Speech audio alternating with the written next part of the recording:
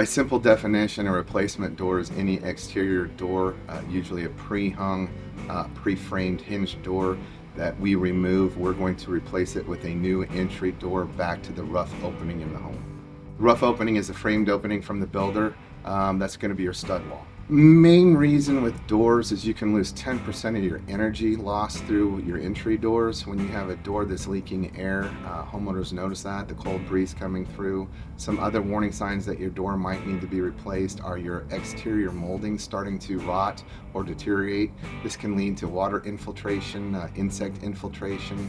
Also, your threshold. When you walk across a door and the threshold is springy, it could be letting air in underneath the door. You could have some wood rot or water infiltration underneath the door that needs to be addressed. But those are typically the reasons why people would replace a door. There are 3 different styles of doors or materials used to build doors or door slabs. We're talking about a door slab.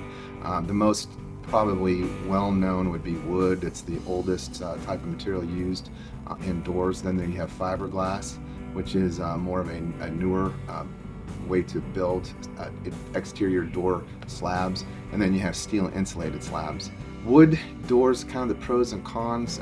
They're heavy, they're elegant, they're beautiful, and you can get them in stain grade. There's many specimens of wood if you really want different wood looks. But in this area of the country where we have humid summers and really dry winters, it's a natural product and it will absorb moisture. They're going to be very high maintenance materials to use. You're going to want to make sure it's painted regularly, it's stained regularly, however your finish is.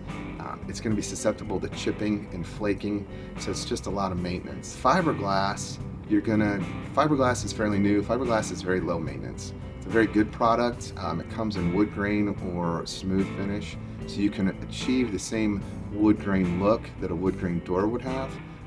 It's not going to swell in the summer times with moisture. It's not going to shrink in the winters when it's dry, and you're going to get an R value, an insulation value out of that door. Steel doors are very, very strong doors. Again, you're going to get the R value. It's going to be insulated, filled. For security purposes, there's nothing stronger than a steel door. Steel doors tend to dent and scratch really easy. They're not hard to fix. You can typically fill dents and scratches with Bondo, which is like a wood putty that you use in cars on metal.